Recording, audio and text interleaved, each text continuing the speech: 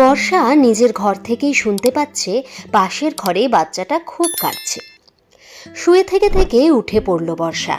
খাট থেকে নেমে এসে মাটিতে বসে আলুর প্লাস্টিকটা টেনে নিল আলুর খোসাগুলো ছাড়াবে বলে।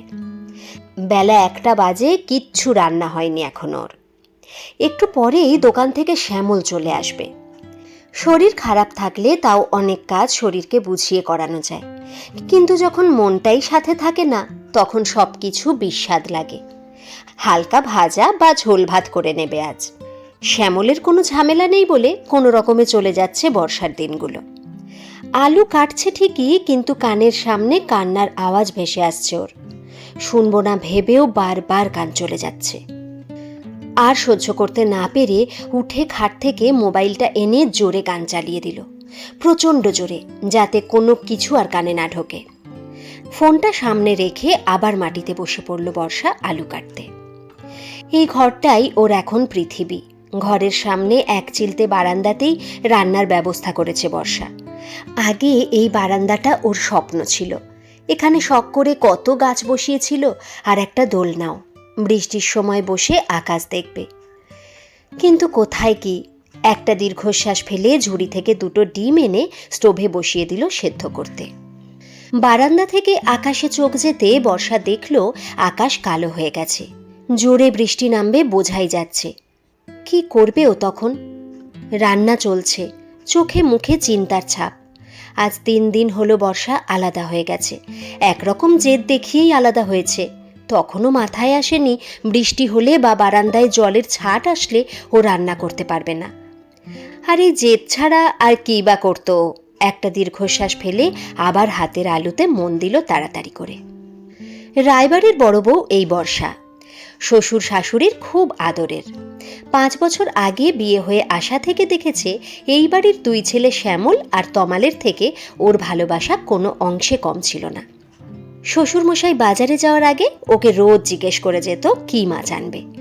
বর্ষা যেটাই বলতো উনি খুঁজে খুঁজে ঠিক নিয়ে আসতেন, আর শাশুড়ি নিজে হাতে সেটা রান্না করে খাওয়াতেন। বিয়ের পর থেকে 2টো বছর দিব্যি হেসে খেলে কেটে গেছিল বর্ষার। ভেবেছিল ছোটবেলায় বাবা মা মারা যাওয়ার অভাবটা বুঝি পূরণ হলো। বর্ষা নিজের ভাইয়ের মতোই দেখত তমালকে।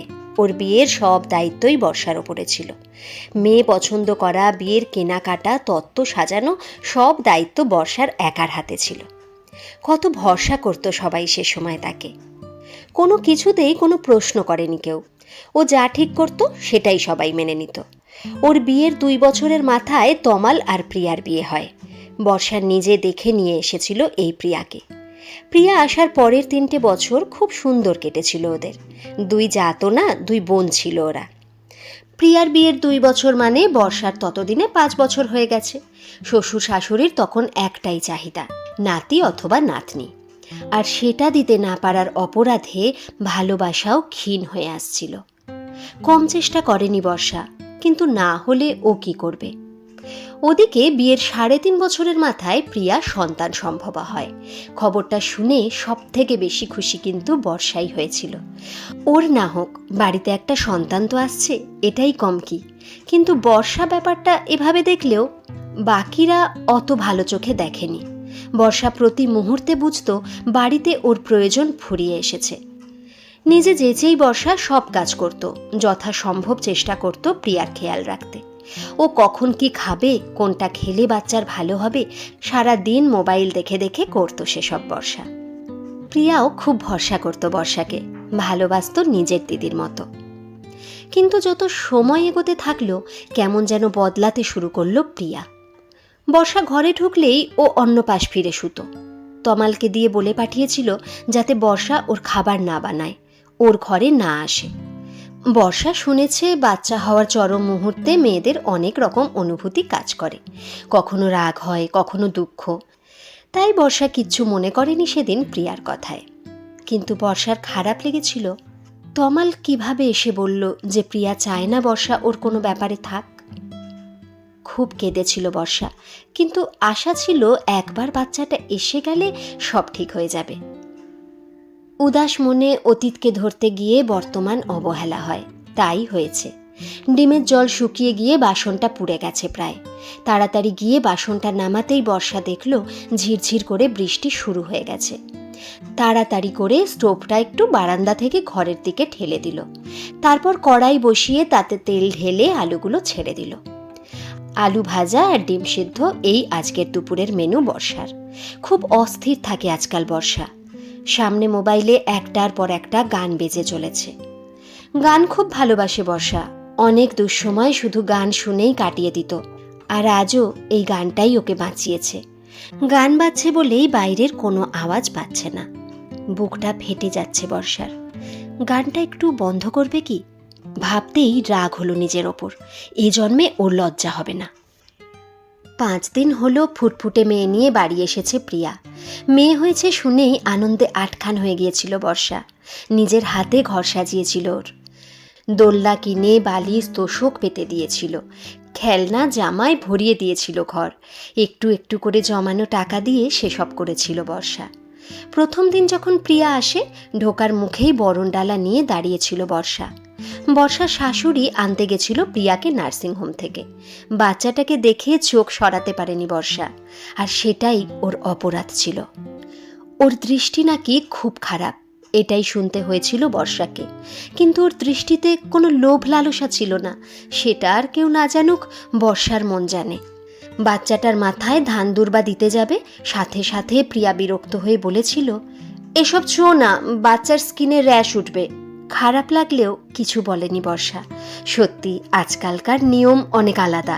ও হাসি মুখে প্রদীপের আগুনের তাপ দিতে যাবে, ওর শাশুড়িমা বলল, আরে শুনছো না, না করছে ওর মা, তাহলে কেন এসব করছো?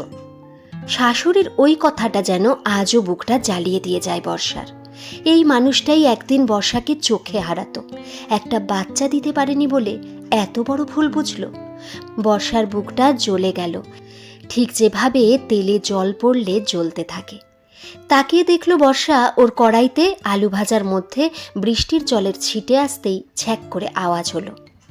তেলে জলে একাকার হয়ে আলুগুলোর অবস্থা সত্যিই বর্ষার মতো অসহায়। কি করবে বুঝে উঠতে পারে না। এত অবহেলা নিতে পারছিল না বলেই তো একা এই ঘরে আটকে নিল নিজেকে। আর ও যেভাবে থাকতো, ওটাকে কি এক ঘরে করে দেওয়া বলে না? ভাবতে ভাবতেই কড়াইতে আধ ভেজা আলুর মধ্যে জল ঢেলে দিল বর্ষা। তারপর ঢাকা দিল থালা দিয়ে। ভাজা আলু দিয়ে তরকারি করবে।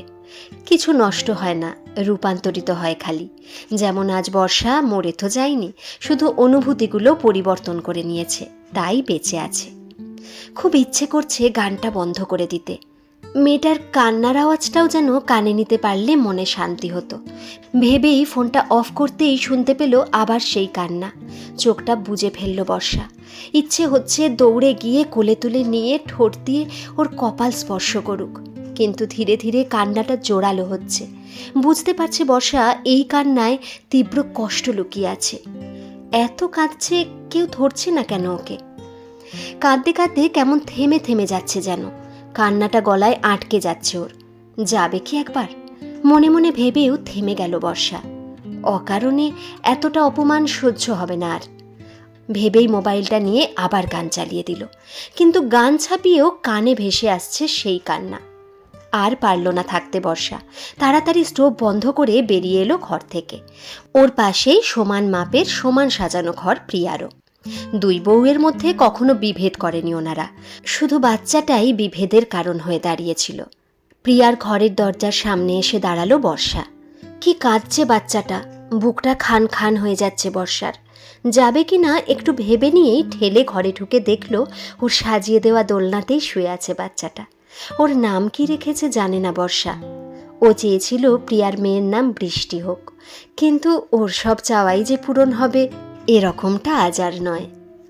বর্ষা দেখল প্রিয়া খাটে চোখ বন্ধ করে ঘুমাচ্ছে, চোখ মুখ লাল। বোঝা যাচ্ছে প্রিয়া অসুস্থ, কিন্তু প্রিয়ার থেকেও বেশি টানছে বাচ্চাটা। দৌড়ে গিয়ে মেয়েটাকে কোলে তুলে নিল বর্ষা। বুকের ঠিক কাছটায় জাপটে ধরল। নাকটা মুখের কাছে নিয়ে যেতেই পেল দুধের গন্ধ, বহুদিনের কাঙ্ক্ষিত এই গন্ধ। ওই 10 দিনের বাচ্চাটা কি বুঝলো জানে না বর্ষা, কিন্তু থেমে গেল বর্ষার কোলে এসেই। ওর থেমে যাওয়া লাল মুখটার দিকে এক দৃষ্টে তাকিয়ে রইল বর্ষা। প্রিয়া বাচ্চাটার কান্না থেমে গেছে বুঝতে পেরে চোখ খুলে তাকিয়ে দেখল বর্ষা জাপটে বুকে ধরে রেখেছে মেয়েটাকে। প্রিয়া আবার চোখ দুটো বুঝতে যাবে বর্ষা বলে উঠল, কি হয়েছে তোর? মা কোথায়? প্রিয়া দুর্বল গলায় বলল, মা জেঠুর বাড়ি সত্যনারায়ণ পুজোয় গেছে, মেয়ের নামে পুজো দিতে। ওকে খাইয়ে রেখেই গেছে। মালতী দিকে বলে গেছে, সে এখনো আসেনি। জ্বর আসছে মনে হয়, সাথে মাথা ঘোরাচ্ছে। উঠতে সাহস পাচ্ছি না, যদি মেয়ে নিয়ে পড়ে যাই। খুব মৃদু স্বরে কথাগুলো বলল প্রিয়া। বর্ষা মেয়েটাকে কোলে নিয়েই এগিয়ে এসে প্রিয়ার কপালে হাত দিয়ে চমকে উঠল। জ্বরে গা পুড়ে যাচ্ছে, কি করবে বুঝে উঠতে পারল না। জ্বরের ওষুধও হাতের কাছে নেই। পাশে পড়ে থাকা প্রিয়ার ফোন থেকে শ্যামলকে ফোন করে ওষুধ আনতে বলেই মেয়েটাকে দোলনায় শুয়ে একটা বাটি করে জল এনে তাতে কাপড় ভিজিয়ে এসে বসল প্রিয়ার পাশে। সদ্যজাত শিশুটি ততক্ষণে টের পেয়ে গেছে ও মায়ের বুকে নেই। অসহায়ের মতো চিৎকার করে কান্না জুড়তেই বর্ষা প্রিয়াকে ছেড়ে দৌড়ে গিয়ে মেয়েটাকে কোলে তুলে নিল। সাথে সাথে কান্না থেমে গেল। হাসি মুখে কাঁদো কাঁদো গলায় বর্ষা বলল, ওরে দুষ্টু মেয়ে, মাকে একটু সেবা করতেও দেবে না, রাখলেই কান্না। প্রিয়া আধবোঝা চোখে দেখল বর্ষার মুখটা কত খুশি। সেই মুখে কোনো পাপ নেই, হিংসা নেই, বরং ভালোবাসা আছে। বাচ্চার প্রতি মায়ের ভালোবাসা, বোনের প্রতি দিদির ভালোবাসা। প্রিয়া তাকিয়ে আছে দেখে একটু আড়ষ্ট হয়ে গেল বর্ষা। প্রিয়া কি ভাবছে বুঝে উঠতে পারছে না, তাই বলল, দেখ তোর মেয়ে এই বয়সেই কি দুষ্টু, কোলে নিলেই শান্ত হয়ে যাচ্ছে। প্রিয়া কষ্ট করে হেসে বলল, দিদি ভাই, ও মায়ের দেহের তাপটুকু চাইছে, আর তোমার শরীরের থেকে তাপটুকু পেয়েছে বলে ও চুপ হয়ে গেছে। বাচ্চাটাকে বুকে জাপটে নিয়ে বর্ষা এসে প্রিয়ার পাশে বসল। প্রিয়ার মাথায় ভেজা কাপড়ের টুকরোটা দিয়ে হাতটা মুছে মেয়েটাকে আরও জাপটে ধরল। এতক্ষণ কেঁদে কেঁদে হাঁপিয়ে গেছে মেয়েটা। প্রিয়া আধ বোঝা চোখে দেখল বর্ষার কোলেই ঘুমিয়ে পড়েছে ওর ছোট্ট মেয়েটা। বর্ষা হাঁটু দুটো দুলিয়েই যাচ্ছে আর প্রিয়ার কপালের কাপড় বদলে যাচ্ছে। দুটো কাজই খুব নিখুঁতভাবে করে চলেছে। হঠাৎ বর্ষা তাকিয়ে দেখল প্রিয়া ওর দিকে তাকিয়ে আছে। ও একটু থেমে গেল যেন। প্রিয়ার অপছন্দের কথাও জানে। রাগ করছে না তো প্রিয়া? বুঝতে পারছে না ও কি করবে। মেয়েটা তো ঘুমিয়ে পড়েছে, দোলনায় রেখে আসবে কি? প্রিয়া বুঝতে পেরে বলল, দেখো দিদি ভাই, মায়ের কোলে কি সুন্দর ঘুমাচ্ছে মেয়েটা, তুমি ওকে কোলেই রাখো আজ দিনটা। প্রিয়ার কথায় বর্ষার কান্না পেয়ে গেল, এতটা অধিকার হঠাৎ করে পেয়ে গিয়ে। আর ওদিকে প্রিয়ারও চোখ ভারী হয়ে আসছে। কত অপমান করেছে মানুষটাকে, ক্ষমা চাইবে কি? দুজনের চোখের কাছেই জল, কিন্তু কাঁদতে পারছে না। প্রিয়া চাইলেও ক্ষমা চাইতে পারল না, আর বর্ষাও চাইলেও ধন্যবাদটুকু দিতে পারল না। চুপ করে থাকলো দুজনেই। বাইরে থেকে শোনা গেল না দুটো বুকের তোলপাড়ের আওয়াজ, কিন্তু এটা নিশ্চিত এই ঝড়টা থেমে গেলে দেখা যাবে সব কিছু আগের মতো শান্ত হয়ে গেছে, আগের মতো সুন্দর। কেউ আসলে খারাপ না, খারাপ থাকে পরিস্থিতি, খারাপ থাকে সময়। সব পরিস্থিতি ঠিক হয়ে যায়, শুধু সময়কে সময় দিতে হয়। গল্পটা কেমন লাগলো একটা কমেন্ট করে কিন্তু অবশ্যই জানাবে। আর যদি ভালো লেগে থাকে তাহলে একটা লাইক করে দিও। আর আমার এই নতুন চ্যানেলটাকে সাবস্ক্রাইব করে আমাকে উৎসাহ দিতে কিন্তু ভুলো না। অনেক ভালোবাসা আর শুভকামনা রইল তোমাদের জন্য। ধন্যবাদ।